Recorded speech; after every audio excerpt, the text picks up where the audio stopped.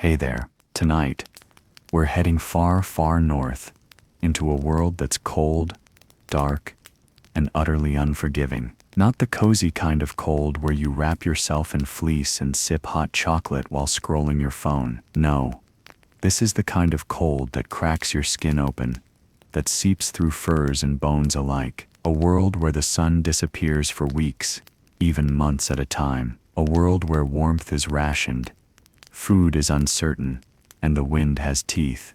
Imagine this. Not your bed with the weight of a comforter, but a shared wooden bench beside a dying hearth. Not a heater kicking on with a soft hum, but the low hiss of frost creeping inside. And you're not in your familiar pajamas. You're wrapped in layers of wool and animal skins that reek of smoke and old sweat. You're about to discover just how thin the line is between surviving and not in the Norse winter. So, before we throw open the longhouse door and step into a snowstorm of misery, take a moment to like this video and subscribe. If of course you enjoy this quiet kind of history, I'd really love to know where you're listening from and what time it is in your part of the world. Drop it in the comments. It's always amazing to see this sleepy little global village we're building. Now, dim the lights, maybe let that fan or white noise machine hum in the background, and let's ease into tonight's long, bitter journey together. The first thing you feel is the cold, not dramatic, not violent, just steady, relentless. It's the kind of cold that's always there, hanging in the air like an extra presence in the room. You're inside a Viking longhouse, somewhere along the Scandinavian coast, maybe the western fjords of Norway, or the snowy vastness of 10th century Iceland. It doesn't matter where exactly. What matters is that it's winter, and that you are absolutely hopelessly not ready for it. There's no sun, just a blue-black gloom leaking in through gaps in the thatch roof. Your bed, if you can call it that, is a shared sleeping bench along the wall of the longhouse, raised just slightly above the dirt floor. The sleeping platform is made of rough planks, maybe softened with straw or a fur or two, though you're not the only one sleeping here. Your family, 5, maybe 8 others, are wedged along the bench with you. Personal space is not part of this world. Warmth is. You are stacked together like logs around a guttering fire, and still you shiver. The fire is the heart of the longhouse. It burns low now, more ember than flame. Firewood is precious. It doesn't just appear when you twist a knob. Every branch must be gathered, cut, stacked, and protected from the endless damp. Every spark is a small victory. The smoke curls upward but doesn't fully escape. There's a vent in the roof, a smoke hole, but it's too small, and the air too still. Your eyes sting. The walls are stained with soot. Everything you own smells like this: wood smoke and wet wool. You try to sit up. Your body protests, not from softness or sleep, but because you're always sore. This isn't a place of rest. Not really. It's survival between the next round of work. Your clothes, still damp from yesterday's snowmelt, cling to your skin. You haven't bathed in days, weeks maybe, and that sour musk rising from under your furs, that's you. That's everyone. There is no privacy here. Not for changing, not for relieving yourself. A chamber pot, if your family is lucky, sits near the door. Otherwise, you step outside into the darkness and cold, your boots crunching on frozen ground. The smell inside the longhouse is complex. Unwashed bodies, cooked fish, wet dogs, wood smoke, damp earth.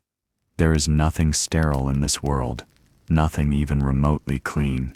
Let's set the stage a bit. This isn't your romanticized Viking drama. There are no horned helmets, no raging feasts every night. You're not preparing for a raid. You're just trying to live. It's the winter months, what they call the dark season, skamdegi, the short days, from late October until well into spring. The Norse world retreats into itself. Raiding is done. Sailing is impossible. The fords are choked with ice. The sea, a creature of mood and fury, sleeps under a lid of frozen spray, and so do you. Except, you don't really sleep. You endure. Food is scarce. The summer's harvest was okay, but not great. The smoked meat stores are lower than they should be. The fish drying racks, knocked down in a storm, yielded less than usual. You have some barley left, some cheese hardened like stone, root vegetables, wrinkled and soft with rot. You ration every bite. This isn't hunger you feel. It's a slow, gnawing erosion. Your belly is never full.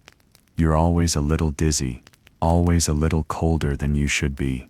And you know, it's going to get worse before it gets better.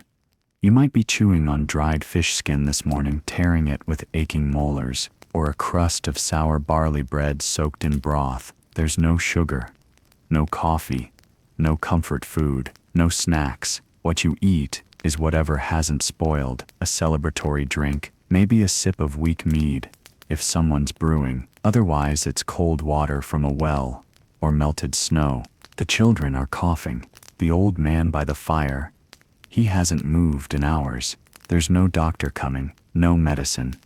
Illness is treated with poultices, charms, and maybe prayer. You hope the gods are listening, but you can't be sure. Everyone knows someone who didn't make it through last winter, probably more than one. Outside, the village is still. The snow mutes all sound. Only a few smoke trails rise from other rooftops. Maybe 10 families live here, maybe 20. Houses made from timber and turf, hunched low to the ground, like beasts burrowing into the frost. This community is small, isolated, and utterly dependent on one another. If one family fails, others carry the burden. If too many fall, the whole village might die. That's not poetic. That's just math. And now, it's time to work. Even in winter, there's no rest. You head to the woods with a few others, axes slung across your backs. Firewood must be gathered before the next storm comes in. You wrap your hands in fur, but the cold bites through anyway. You trudge through snow, each step a labor. The trees are slick with frost. Your axe must strike true. Blades are expensive. Metal is rare. You inherited this one from your grandfather. You work in silence. There's no singing, no talking, just the rhythm of breath and blade and splintering wood. And the cold, always the cold. This is your world now, the Viking Age. Not all raids and glory, but months of endless cold, hunger, and hard, unforgiving survival. Welcome to Scandigi. You return from the woods with your arms full of firewood, or what counts as firewood this far north. Birch, pine, maybe driftwood if you're close to the shore. Your gloves are soaked through. The wind has picked up. It's that dry, biting wind that strips warmth from your skin and seems to blow straight through the seams of your clothes. Your nose is raw, your hands numb. The door to the longhouse groans as you shoulder it open. Inside, it's dark, warm only by comparison. The fire has been coaxed back to life. Barely. You add your armload to the growing pile near the hearth, knowing it'll be gone in a day or two at most. You don't get to rest. Not yet. Someone's sharpening tools. Someone else is mending a broken handle. Another is stirring something in a pot that smells vaguely edible, but mostly like old cabbage and seawater. The children are quieter now. Listless. Tired of the dark. There's no play. Not really. Just trying not to cry from cold fingers or empty stomachs. The older ones are already being tasked with real work, grinding grain, mending nets, sorting wool. No childhood here, not the kind you'd recognize, just a smaller version of adulthood. You take your seat on the bench again, wrapping your cloak tighter, watching the fire flicker over the carved beams. The longhouse is a living record of its people. Shield bosses hang from the walls, animal skulls, maybe a carved Thor's hammer, or a small idol tucked in the rafters. Paganism isn't a belief system here. It's the air you breathe. Odin watches from every corner, even in silence, especially in silence. Night falls early. By mid-afternoon, the light is already beginning to fail. Candles are a luxury. If you have one, it's precious. Made from tallow or beeswax. Hand-poured and hoarded. Most families rely on the firelight and embers. You don't waste light on nothing. You sit, you work with your hands, you mend, you wait. Maybe someone begins to tell a story, not the grand booming sagas of gods and giants, but something closer to home. A tale of a brother, lost in a storm. A neighbor gone mad in the ice. A bear that walked into the village one year, silent as death. These are the stories you know. Stories soaked in cold and blood and things seen in the dark. Because make no mistake, there are things in the dark. You believe that. Not because you're foolish, but because your world is small, and the night is vast. The forest is filled with wolves. The sea with serpents. The mountains echo with voices. You've never seen the world beyond the ford, and you don't need to. There's enough mystery between the fire and the door. Eventually, sleep comes, not easily, and not comfortably. You lie down again, curl in tight, hoping for warmth from whoever is beside you. Your feet never feel quite warm. Your face itches from the smoke, but exhaustion always wins. You drift, not into dreams, but into a restless stillness. Sometime in the night, someone coughs. A bad cough, wet and deep. No one says anything. There's nothing to be done. When morning comes, it's hard to tell. The sky is still dark. Only a dull gray lightning through the smoke hole gives you any hint of time. You sit up, groggy, already sore. Your muscles don't recover the way they used to. But again, there's no option. You rise. You dress. Your tunic is still damp. Your boots stiff with frost. You pull them on anyway. Today's work is different. You're going to the coast. The weather has calmed just enough for the fishing boats to go out. Small, hide-covered vessels, low to the water, and always at risk of being capsized by wind, wave, or ice. You're not raiding, not exploring, just trying to get enough fish to dry and salt for later, because the smoked meat stores are almost gone. You walk to the water with your companions. No one is in high spirits. The sea is always a threat in winter, and today, it smells wrong. Too quiet. The kind of quiet that settles in before something breaks, but you launch anyway. There's no choice. The cold on the open water is even worse. Your fingers lose sensation within minutes. Your face goes numb. You row anyway. Every muscle burns, your breath forming ice on your beard. You cast nets. You pray for movement, for the twitch of silver beneath the water. You haul in what you can. Mostly herring, maybe some cod. Someone vomits from the cold, another's nose bleeds. No one mentions it. The sea doesn't care. It takes whoever it wants, when it wants. Back on shore, you carry the fish home in silence. It's not enough. It's never quite enough. The afternoon is spent gutting, cleaning, salting what you can. What can't be preserved must be eaten today, no matter how meager. The children slurp fish broth with cracked fingers. It's thin. It's hot. It's something. You glance at your hand. A small cut, red and inflamed. It happened yesterday when splitting wood. You ignored it. Now it throbs. You hope it's nothing. You know it could be everything. Infection kills here. Quickly. Quietly. Later that night, someone sings. Not well. Not loud. Just a low hum. Almost to themselves. A song about a woman whose husband went to sea and never returned. The kind of song that doesn't really have a happy ending. Just a final note that hangs in the smoky dark and then disappears. That's what the Norse world is.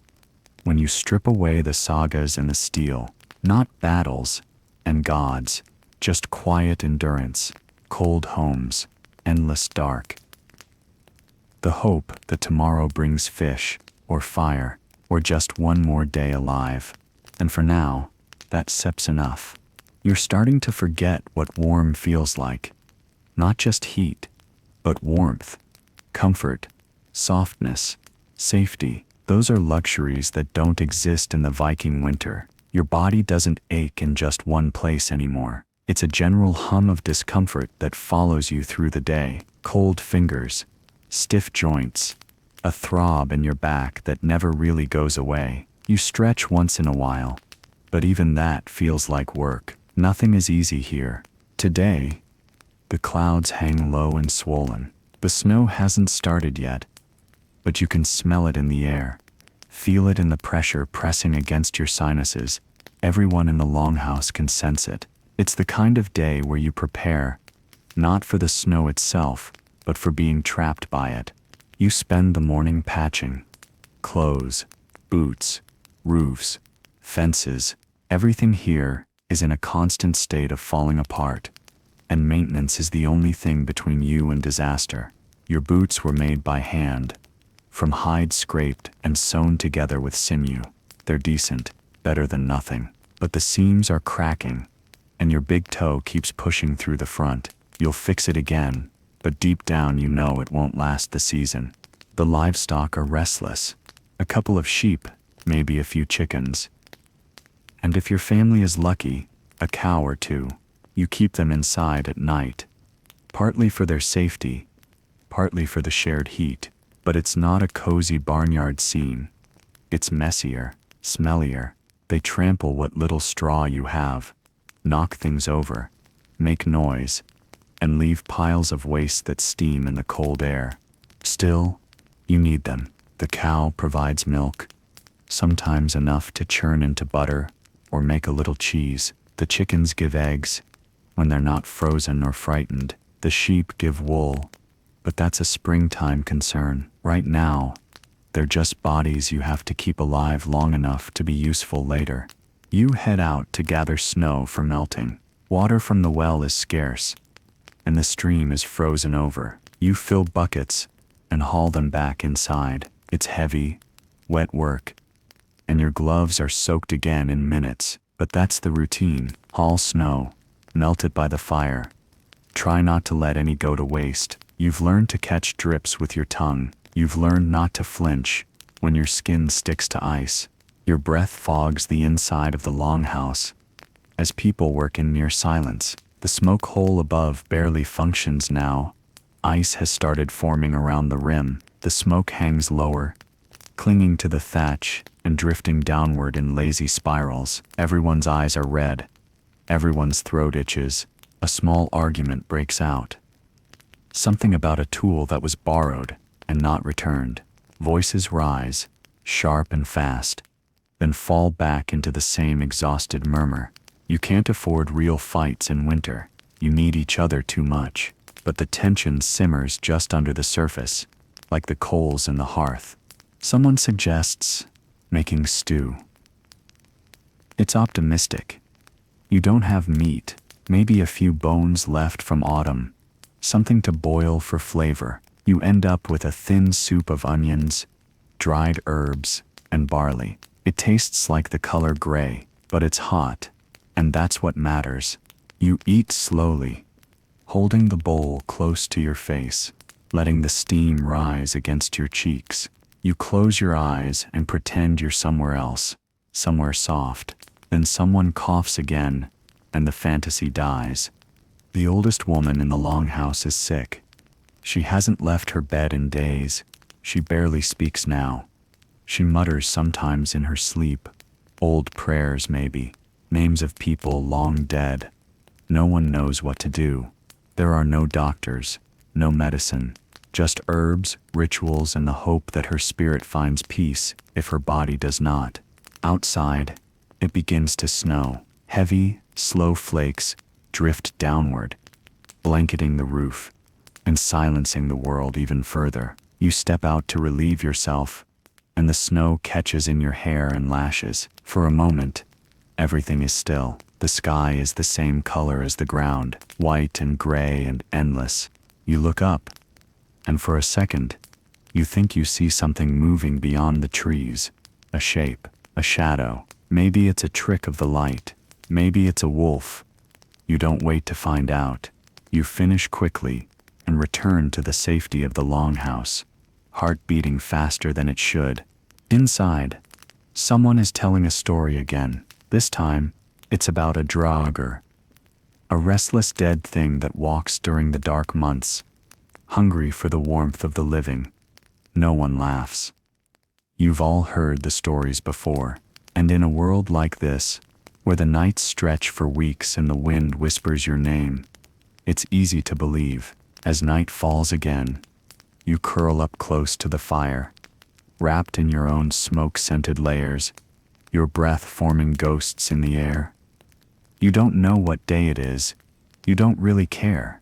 Time is measured now by wood piles and stew pots, not by calendars. And so the snow falls, and so the dark deepens, and you survive another night. You wake to the sound of something creaking.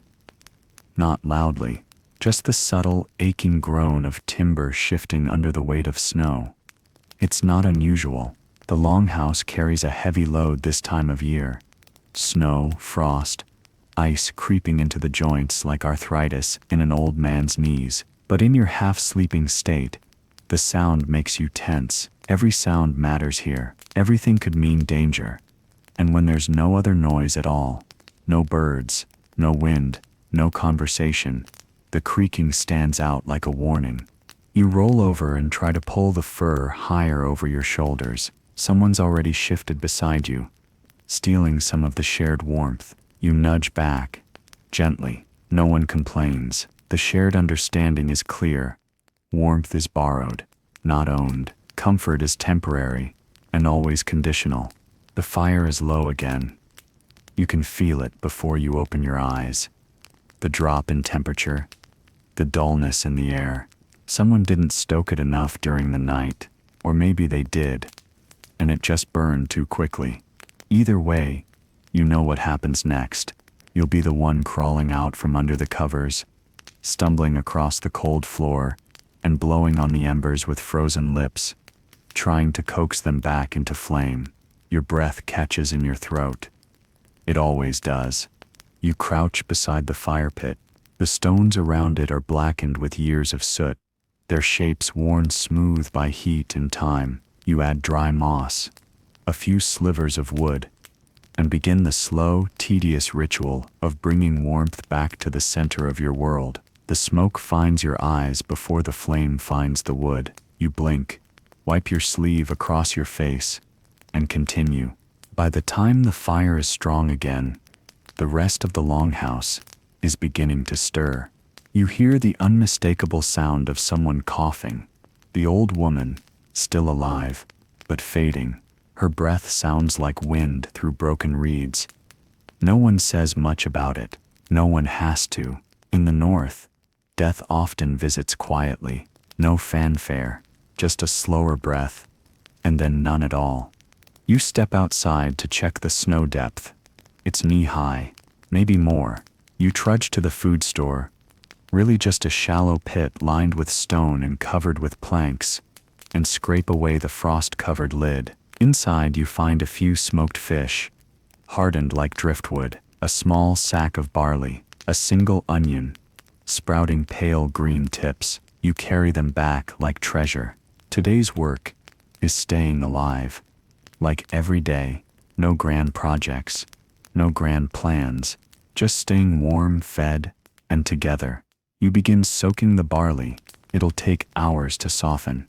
You add a pinch of salt from a pouch tied at your belt. It's precious, traded long ago for wool. You use it like magic, sparingly, carefully.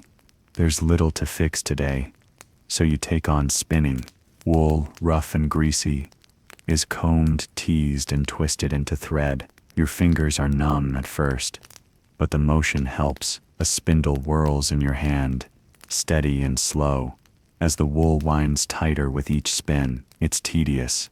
It's necessary. Every thread means a warmer cloak, a tighter seam, another day with a little less cold biting your skin.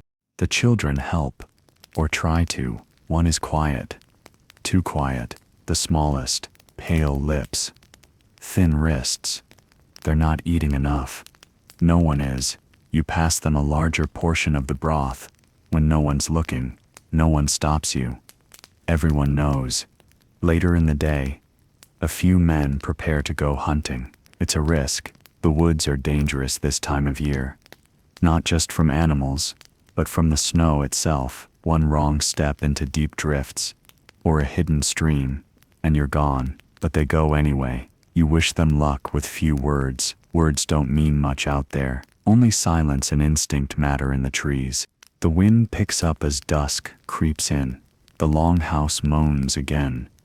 Under the weight of the storm rolling through, you can hear the snow piling higher. The roof shifting subtly as the drifts grow heavier. Someone says the gods must be angry. Someone else mutters that it's just winter being winter. You don't know which is worse, divine wrath or indifferent nature. Dinner is thin again. Everyone eats slowly, trying to savor the heat more than the taste. You wrap a hand around your wooden bowl and let it rest there long after the food is gone, just for the comfort of it. Night falls in layers. The fire crackles faintly. No songs tonight, no stories, just silence, the kind that wraps around you like a second skin. Outside, the snow keeps falling. Inside, you settle in beside your family, shoulder to shoulder, elbow to rib, breathing slowly, in rhythm with the flames. You don't expect anything different tomorrow. Just more cold, more hunger. But for now, you're still here, and that's everything. The snow finally stops falling sometime during the night, but it leaves behind an eerie stillness, that kind of deep, muffled silence, where even your thoughts seem quieter. You wake to it. You lie there for a while before moving, trying to guess how deep the drifts are outside, how heavy the roof feels over your head. Your breath fogs the air in faint plumes. Someone beside you stirs and lets out a long, rattling sigh. Maybe still asleep, maybe not. You wait a few more minutes before rising. Moving hurts. It always does. You've begun to notice little things, fingers that don't straighten all the way, knees that crack when you crouch, a dull ache in your hip that wasn't there last month. You're not even old, just worn. There's no real breakfast today, just leftover broth and a few crusts of dried bread. You chew slowly, because eating fast only emphasizes how little there is. The children chew even slower. One of them asks if there'll be honey again soon. No one answers. Honey's a summer thing, a festival thing. Right now, it may as well be a dream. A decision is made. The hunting party hasn't returned. It's been too long. The weather turned worse, and now they're overdue. You volunteer to go look, not alone, of course. That would be suicide. Two others agree to come. You bundle up as best you can, layers of wool, fur, and leather, but the wind cuts through it all like it always does. The snow is deep, waist deep in places. You push through it like swimming, your breath already shallow from the effort. The forest is quieter than usual, which isn't a comfort. It means even the animals are lying low. Your boots break through crusted layers of ice with loud crunches, and occasionally, you step into unseen hollows and tumble awkwardly forward. It's exhausting. You follow tracks until they disappear. A bent twig, a smear of something dark against a branch. Eventually you find them, not all of them, just two of the four, huddled near a half-dug pit where they'd tried to make shelter. One is barely conscious. The other is dead, frostbite on his fingers. His lips are purple. You don't speak. There's nothing to say. You wrap the living one in a spare cloak, and between the three of you, carry him back. The village greets you with quiet eyes and lowered heads. No one weeps. Not now. Grief here is a slow, frozen thing. It sets in like frostbite. First a sting, then numbness. That night, someone begins to carve a marker. A simple one. Just a name and a few runes. He'll be buried once the ground softens. Or maybe before if the men decide to burn him. There's no ceremony, just stillness. You sit by the fire and check your own fingers, your own toes. Still pink, still alive, for now. But you think about how quickly it could have been you out there. How narrow the margins are between the living and the remembered. The firewood is getting low again. It's always getting low. You do the math in your head. 3 days, maybe 4. Less if the storm comes back. You decide to go out again tomorrow. You always decide that. Not because you want to, but because someone has to. The woman across the room is spinning wool again.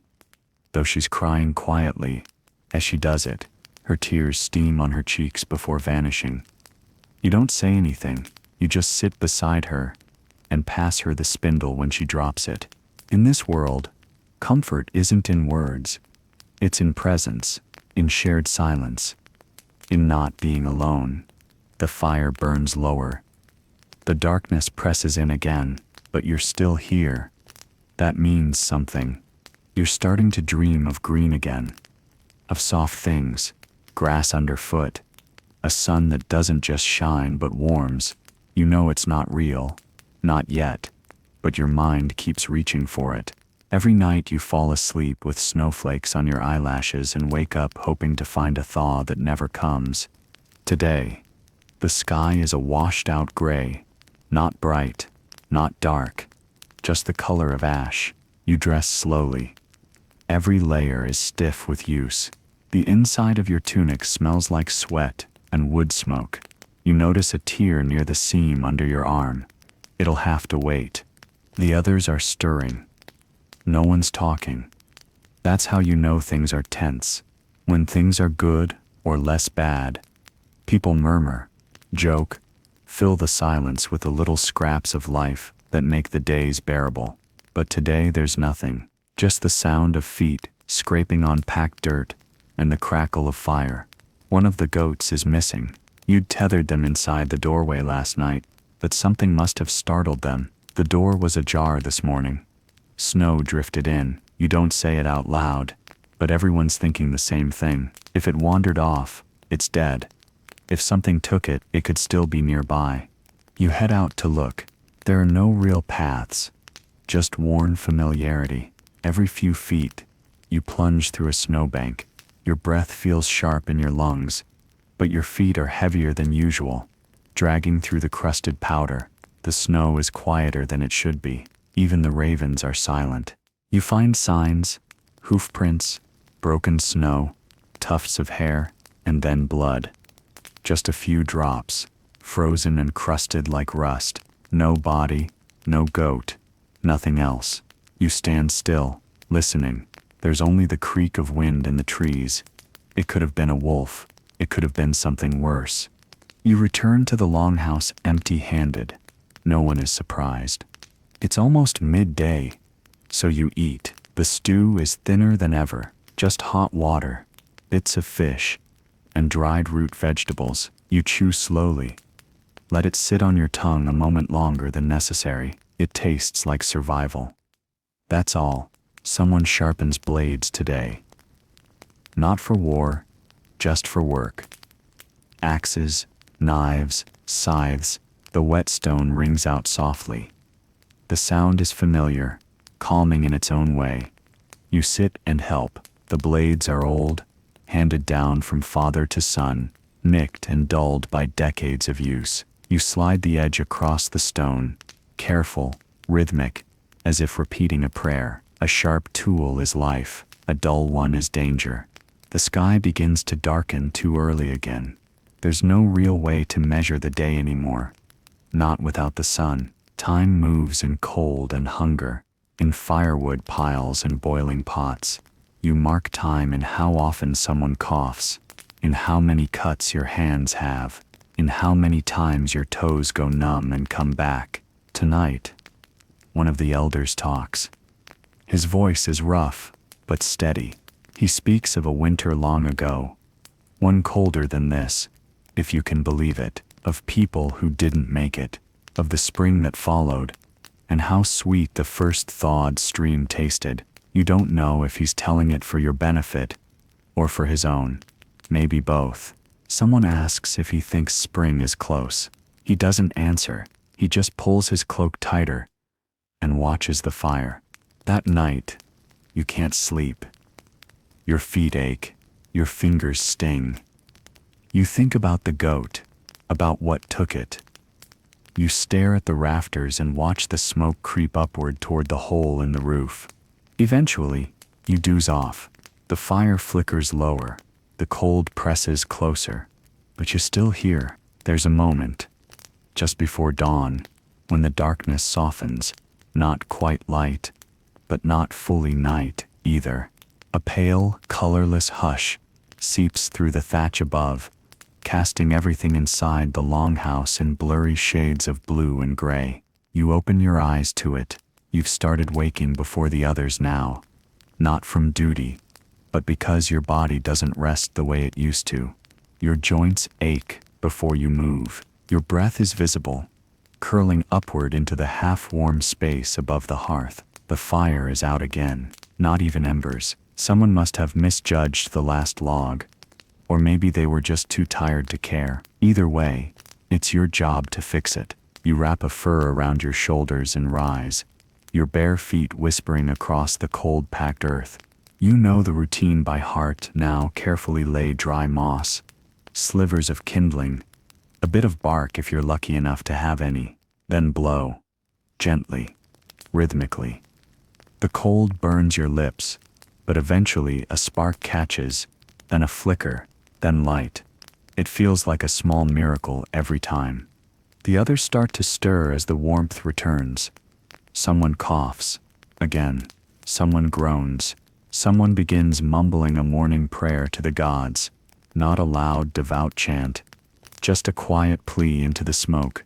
You don't join in. You've stopped asking. You focus on staying upright. Outside, it snowed again. Not heavy, just a dusting. A warning. The world has turned white, smooth, and quiet again. You know it's only hiding the same dangers underneath. There's talk of the sea today. The ice has begun to shift, not melt, not break, just groan. The kind of deep, thunderous cracking that signals movement, not change. Some believe it means the coast will open again soon. Others call it a trick. The sea pretends to sleep, but it never does. A few men decide to check the shore. You're among them, not because you want to be. No one volunteers anymore. You just go. It's your turn. Your boots crunch through the snow, and every step feels heavier than the one before. The wind bites hard. The sun, if it can be called that, is a white disk behind layers of frozen haze. When you reach the coast, it's as you feared. The sea is not open, just fractured. Great plates of ice shift slowly, pressing against one another with deep, groaning tension, like bones grinding. There's no safe way out, no fishing, no travel, just more waiting. You crouch and run a hand over the ice near the shoreline. It's brittle at the edges. Dangerous. You could fall through with one wrong step. There are old stories about people who did. People who vanished beneath the ice and never came up. Some say you can hear them knocking from below if you listen closely on still nights. You don't test the theory. You return home empty-handed. Again. The others don't ask questions. They already know. The news is written on your face, on your shoulders, in the way your hands hang uselessly at your sides. The children don't cry anymore. They've learned that hunger makes you quiet. You help repair the roof in the afternoon. Part of it sagged under the weight of snow. You climb up carefully, holding onto the edge of the beams as you shift your weight. The thatch is frozen stiff, like woven bone. You wedge new branches and tamp down mud where it's cracked. Your hands are raw by the end of it. Back inside, someone has managed to boil fish heads into broth. It smells awful, but tastes better than you expect. You drink it slowly, eyes closed, savoring the salt. It's the closest thing to comfort you've had in days. Before bed, you watch the fire again. You've started doing that more, just sitting there, letting the heat soak into your face, watching the way the flames dance and the shadows twist behind them. You see things in those shadows sometimes, shapes, memories, warnings. Then someone lies down beside you. You don't know who, and it doesn't matter. They're warm. That's enough. You close your eyes and press your back to theirs. The world outside is still unforgiving, still frozen. But inside this small circle of firelight, you've made it one more day. Morning doesn't come with light anymore. It arrives with sound, shifting feet, groans, the crackle of fire coaxed back to life, the soft clink of a wooden ladle against the inside of a pot. You wake to these cues now, not because you've rested, but because your body has learned that sleep is something that must end, no matter how much you need it. You sit up slowly. The cloak that covers you is stiff at the edges, frozen where your breath collected overnight. You brush off the frost, tug your tunic straight, and swing your feet to the floor. It's as cold as ever. Your toes go numb almost instantly. Outside, the wind has changed direction. That matters. Everyone here pays attention to things like that. When the wind comes from the west, it's milder. When it turns north, it brings the bone-deep freeze. Today, it's the north wind. You can feel it, even through the walls. Breakfast is barley. Again, barely barley, more like just a few grains boiled in water until it's a pale, gritty mush. It's hot, and that's the best thing you can say about it. You scrape the bowl clean, not because you're full, but because every bite counts. There's work to do, always. Today it's fixing a sled, an old one, its wooden runners split and bowed. You drag it inside and squat near the fire, examining the damage. You'll need to replace a few slats. There's wood in the pile, but it's damp and full of knots. Still, it's what you've got. You cut, plane, scrape, and bind. Your fingers are clumsy, slower than usual. You don't say anything, but you notice. You test the sled by dragging it across the packed dirt floor. It moves. Not well, but enough. It'll carry firewood, maybe a child if needed. In the north, everything has to do more than one job. Later, a visitor arrives, not a stranger. No one's a stranger here. It's someone from a neighboring settlement, 2 valleys over. He's bundled in furs, his beard stiff with frost. He doesn't come for hospitality. No one does in winter. He comes to barter. His people are low on salt. Yours are low on dried fish. You both know it's not a fair trade. But fairness doesn't exist right now. Only urgency. The bartering is short, polite, efficient. There's no haggling, no ceremony, just nods, handshakes, and the sound of boots crunching away into the snow. The wind picks up again that evening. A real gale this time. It pushes against the longhouse like a hand trying to lift the roof. The walls creak. Snow swirls in through the gaps near the eaves. You press yourself closer to the hearth, listening to the wind howl across the land like some ancient voice crying out. The youngest child begins to cry, not loudly, just a small, worn-out whimper. Her mother rocks her, softly humming some tune that barely carries above the wind. The girl isn't crying because she's afraid. She's crying because she's tired. Tired of the cold, tired of being hungry, tired of being alive in a world that gives nothing and takes everything. You lie back down, wrapped in every piece of cloth and fur you own. You feel the cold through all of it. Your toes don't feel like part of your body anymore. You rub them, try to wake them up. It works, a little.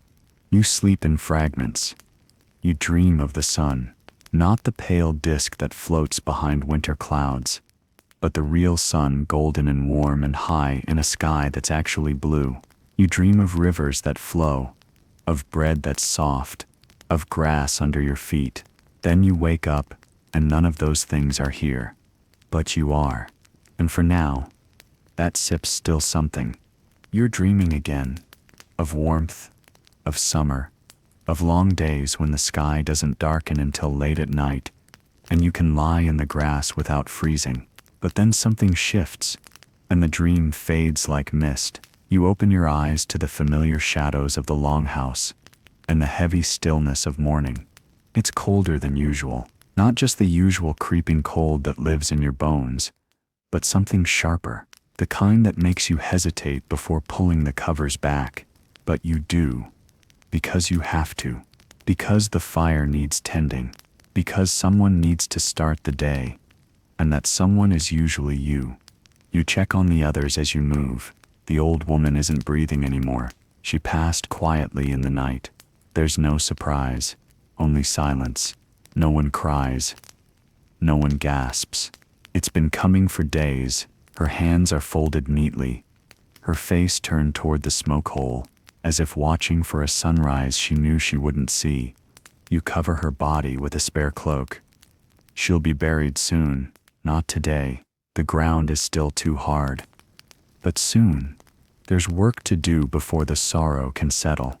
You help boil water. You mend a broken bucket. You sweep snow from the threshold so it doesn't turn to slush and rot the floor. Practical tasks. Immediate ones.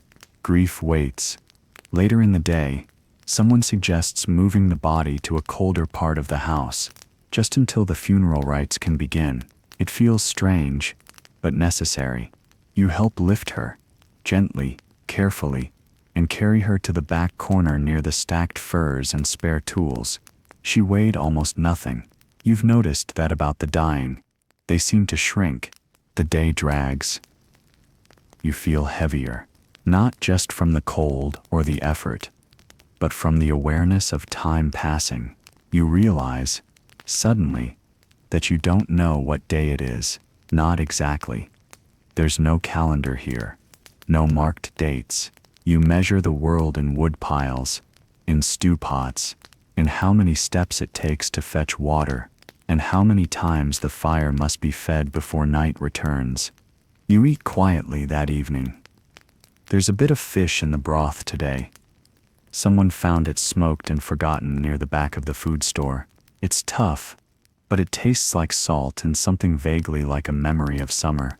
Afterward, someone begins singing, not a loud song, not a joyous one, just a slow, low chant, old and cracked with age, like it's being remembered as it's sung.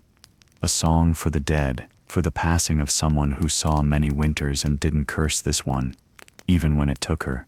You listen, eyes closed, and let the rhythm of the words settle into your chest. You don't know all the verses, but you hum along anyway. It's not about the words. It's about being here, still breathing. That night, you sit up long after the others sleep. The fire pops and flickers. The shadows dance on the beams above. You stare into the flames and think of what it would feel like to see the ground thaw, to hear birds again, to walk outside without bracing for pain. You know it will come. Eventually, it always does. But for now, you press your hands closer to the fire and breathe through the chill. You wake to the sound of dripping, not rain, not a leak, but a slow, irregular drip, a pause, then another. It takes a moment for your fogged brain to recognize it. Snowmelt, somewhere up on the roof. Ice is surrendering. Not a thaw, not yet, but a warning shot, a quiet crack in winter's armor. You sit up, cautiously hopeful, but the inside of the longhouse is as bitter as ever. The fire's burned low again. A few embers glow, half suffocated in ash. You shuffle toward them, rubbing your arms, dragging your blanket like a cloak around your shoulders. Your breath still fogs. The wind outside still moans low and long. Others are already stirring. Everyone hears the dripping. No one mentions it. You all know better than to name the thing you hope for. You've learned that hope can be slippery and sharp-edged, especially in the north. You eat in silence, barley. Again, with a bit of fish skin that's been boiled to softness. You chew slowly, eyes fixed on the fire, your thoughts dulled by repetition. There's not much left in the food store now. A few turnips, some dried berries maybe, a small sack of meal. You've begun dreaming of food more than sleep. After the meal, you help mend a fishing net. Not because you'll use it today, but because preparing for the future is how you tell yourself there might be one. The fibers are brittle with cold. You work them loose between your fingers, coaxing the strands into place, tying knots the way your father taught you, and his father taught him. You think about how old the net is, how many winters it's survived, how many fish it's caught and failed to catch. Midday brings a strange brightness, a break in the clouds. For just a few minutes, light spills through the smoke hole above, striking the floor in a soft golden line. You stop what you're doing and just watch it. The way the dust dances in it, the way it makes the soot-streaked beams seem almost warm. You don't speak. You just sit in the light until it fades again. Later, you head outside. The snow has crusted at the top, firm underfoot, easier walking. You follow a trail uphill, mostly out of instinct. The trees groan around you, shedding weight. Somewhere, a branch cracks and falls with a dull thump. You pause, listening. It's quiet, but not dead quiet anymore. At the ridge, you look out over the valley. The river's still frozen, but there's water pooling at the edges now, dark and sluggish. You spot movement near the tree line. A deer, thin and sharp-hipped, picking its way across the snow. It doesn't see you, or it doesn't care. You don't have a bow today. You just watch. You return just before dusk. Your cheeks are windburned. Your hands ache, but there's a fire waiting, and the longhouse is filled with the soft hum of people trying to believe in the end of this season. Someone is weaving a new basket. Someone else is reciting a half-remembered story from when they were a child. The words are broken in places, but no one minds. It's the sound that matters.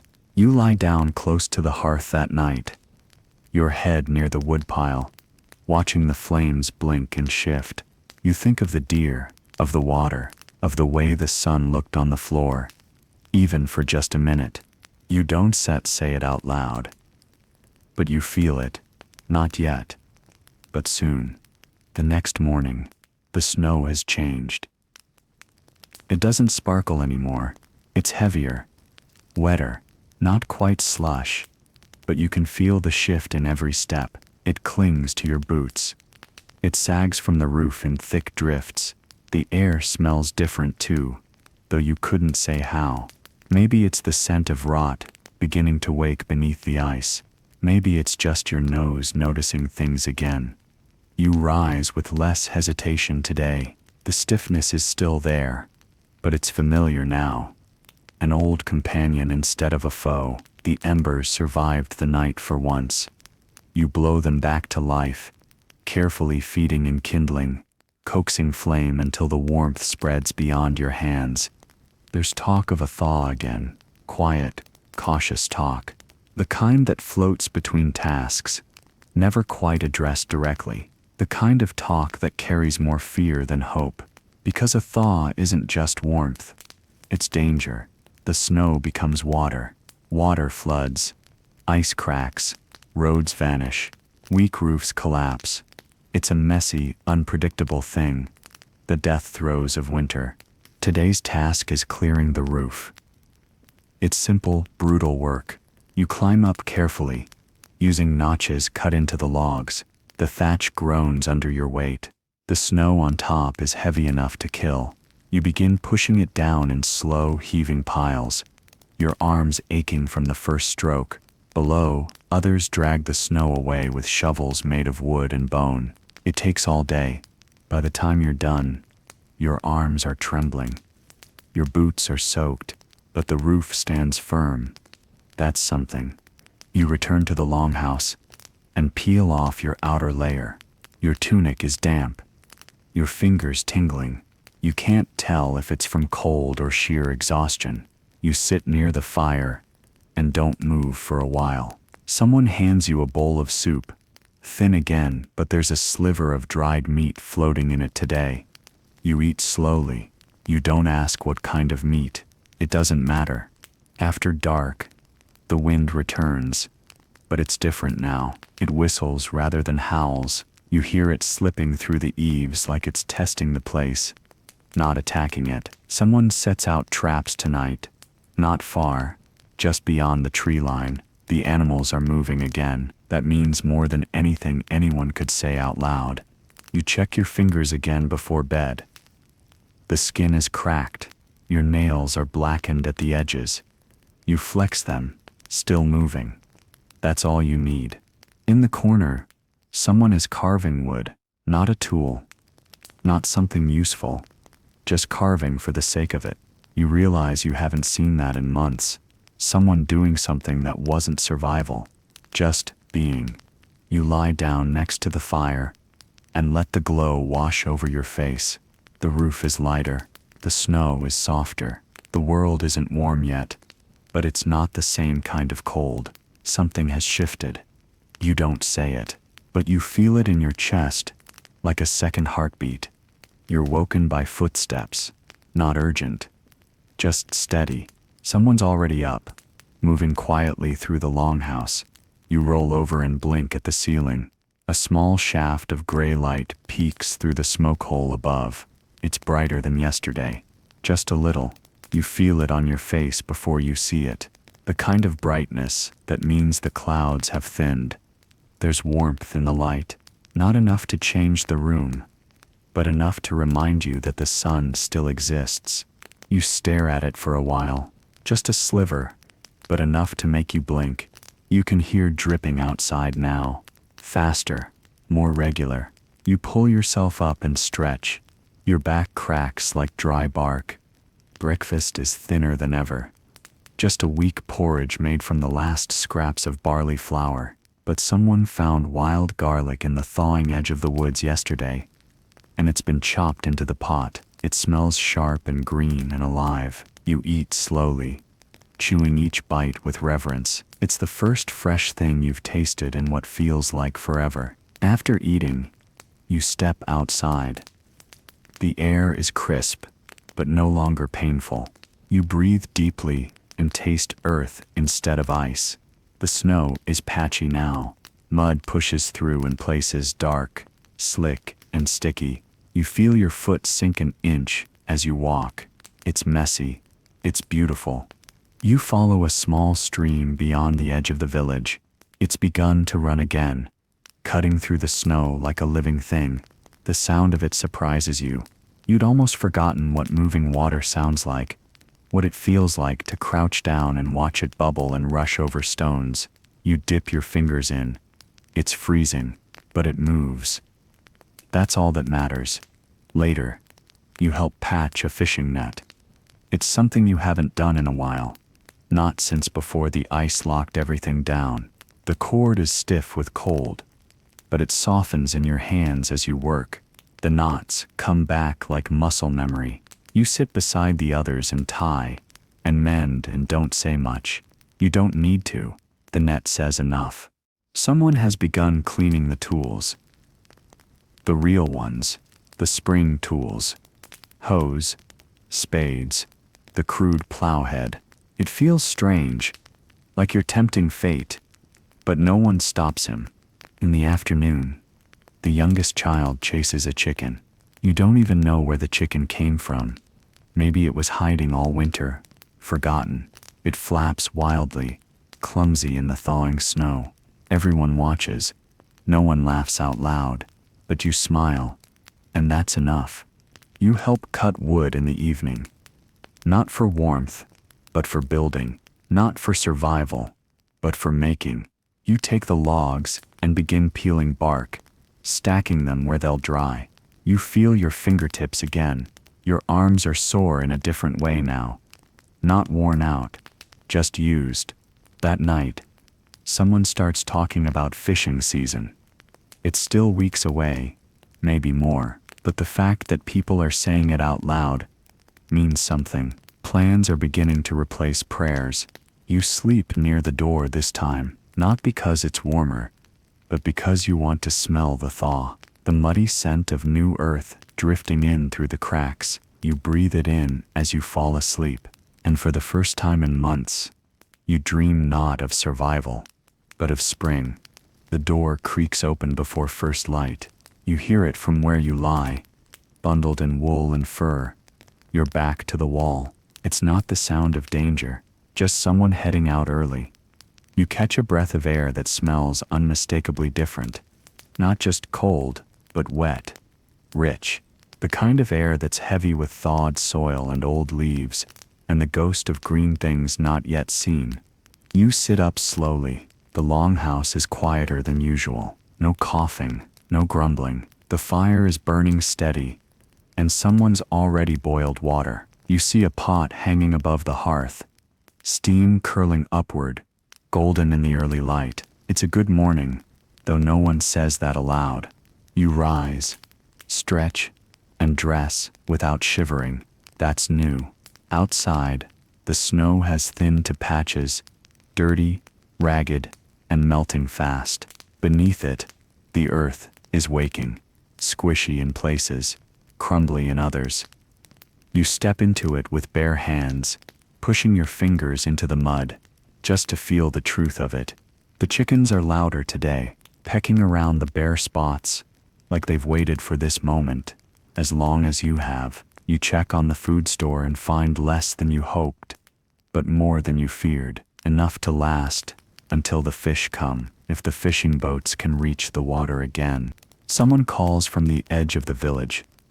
There's a rabbit caught in one of the traps. It's thin, barely more than skin and bone, but it's fresh meat, the first in weeks. Everyone gathers around, not to marvel, but to watch. It's skinned, cleaned, and cooking. Before the sun is fully up, the scent rises into the air and wraps around everything. It doesn't smell like survival. It smells like a feast. You take only a bite. No one takes more than that. The meat is shared equally. Children first, then the elders, then everyone else. You suck the marrow from a tiny bone and let the fat coat your mouth. It tastes of memory. It tastes like the world hasn't forgotten you. The river has broken free. You see it around midday, a long black ribbon slashing through the white fields. Ice still clings to its edges, but it moves fast in the middle. You walk to its bank and kneel there, watching chunks of ice tumble past, crashing into one another like ships in a storm. The sound is beautiful, jagged, alive. Someone downriver is already fishing. Just testing, they say, just checking. But it's not just checking, it's trying to live again, to pull life out of water. You feel it in your chest as you watch the line vanish into the current. That evening, you work on repairing a boat. It's small, just enough for 2 people, maybe 3. The hull is cracked, the planks dry and warped. You soak them, hammer wedges into place, apply pitch to the seams with a stick. It smells sharp and smoky. It clings to your hands. You don't mind. The stars are out tonight, real stars, not just blurred pinpricks behind clouds, but clean, cold points of light scattered across a sky, so clear it looks like you could fall into it. You step out and tilt your head back. Your breath clouds, but not much. You stay out longer than usual. Someone stands beside you in the dark. They don't say anything. You don't either. You just look up. You wonder how many nights like this you missed. You wonder how many are left. And in the quiet, in the faint breeze that doesn't bite anymore, you let yourself believe that the worst may finally be behind you. You sleep through the night, not all of it, but most, long enough that when you open your eyes, the sky outside is already pale, not dark gray pale, but that watery blue-tinted light, that means the sun might actually show its face today. You don't jump up, you just lie there a moment, blinking, listening. There's no wind, no snow creaking, no coughing, just a faint murmur of voices, and the pop of firewood. You sit up. The longhouse smells better now. Less smoke, more air. The door's been open recently. You can feel the difference in your lungs. They're not clawing for oxygen. Someone's even laid fresh pine boughs on the floor. It's little things like that. Small gestures that mark the turn of the season more than anything else. Breakfast is boiled grain, but someone's found the last of the berry preserve, hidden deep in a clay pot.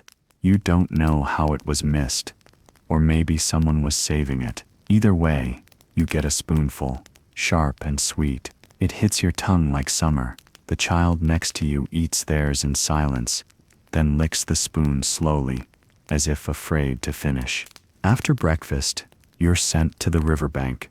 There's driftwood washing up now, logs knocked loose from upstream, softened by ice and time. It's good wood. You pull it from the mud, half rotted in places, but still strong enough to shape.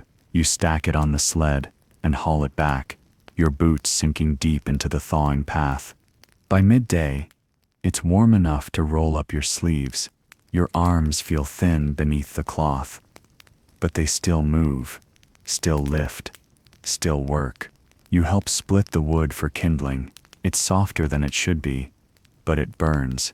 You take a break and sit near the chicken pen, watching them cluck and scratch and argue over some invisible prize. One tries to fly. It makes it about a foot off the ground before tumbling back down in a puff of feathers and indignation. You laugh, out loud. So do the others. The laughter feels strange at first. Your chest doesn't quite remember how to hold it, but you don't stop. Later, you help turn soil behind the longhouse. Just a small patch, still half frozen beneath the surface, but soft enough to break. The first planting is still weeks away, but the ground needs to be reminded what it's for. You kneel and dig with your hands, pulling up stones, smoothing furrows. It smells of earth, real earth, damp and alive. You wipe your face with the back of your sleeve and squint up at the sky, still gray but lighter. Inside, someone is sewing. Not mending, sewing. New clothes. For the children, probably. They'll need new tunics before the weather changes fully. The wool is rough, but clean. You see the needle glint in the light and hear the thread pull tight. It's the sound of rebuilding, of something beginning. That evening, a bowl of fish stew is passed around. Not dried fish, fresh, tiny river fish, barely enough for one person, but stretched with herbs and roots until it feeds 5. You eat it slowly, savoring every piece. There's a warmth in your chest now that isn't just from the fire. You sleep again that night near the door, not because it's your turn, but because you want to. The breeze slips through the cracks in the wood, and this time you let it. You don't pull your blanket tighter. You breathe in the air and smile. The cold isn't gone, but it's Sep's leaving.